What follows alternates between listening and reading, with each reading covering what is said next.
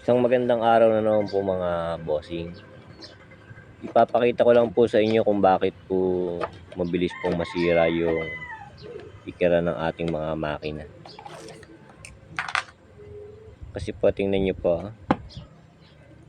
sobra pong tukod na tukod dun sa fan belt yung gulong dun sa ikiran. Babaklasin po natin yan at papakita po natin yung nagiging problema niya po. At yung tama pong pagkabit lang yan para hindi po persado yung ikiran. Tingnan niyo po, ang lakas po ng uga. Umuuga naman po talaga yan, kaso po dapat po medyo masulit mo lang yung binili yung parts bago po magkaganyan.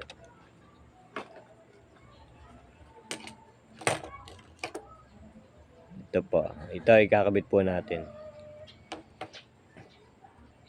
Papaliwanag ko lang po sa inyo yung tamang pwesto po.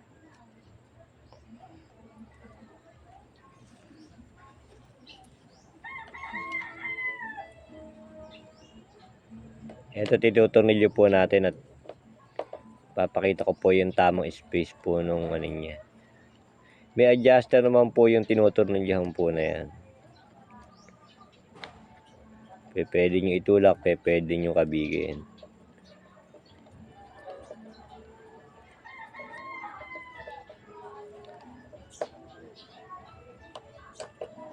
Kahit pangkaraniwan pong operator ng makina, kaya naman pong ikabit yan. Papakita ko lang po para hindi siya masyado pong persado.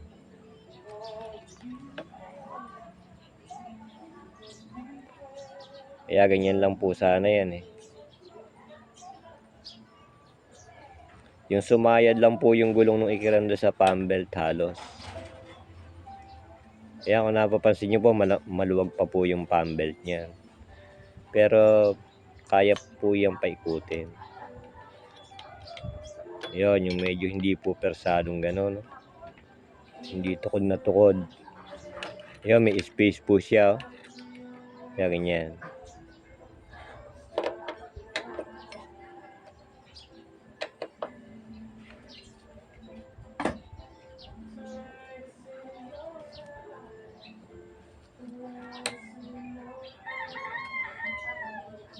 Ayan, tsaka po lalagyan po natin ng langis yung ano lagi.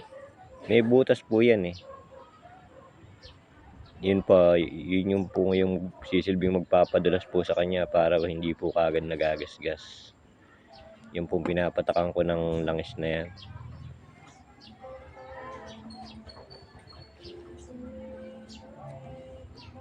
Ganyan lang po ang tamang pwesto, kaya na pong paikutin yan.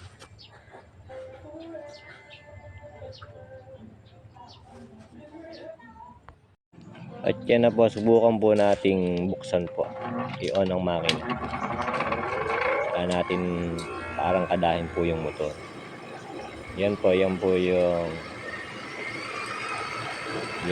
kalalabasan po niya. Hindi masyadong tukod yung gulong sa fan belt para hindi po magasgas kaagad. Hindi magkaroon ng kalog.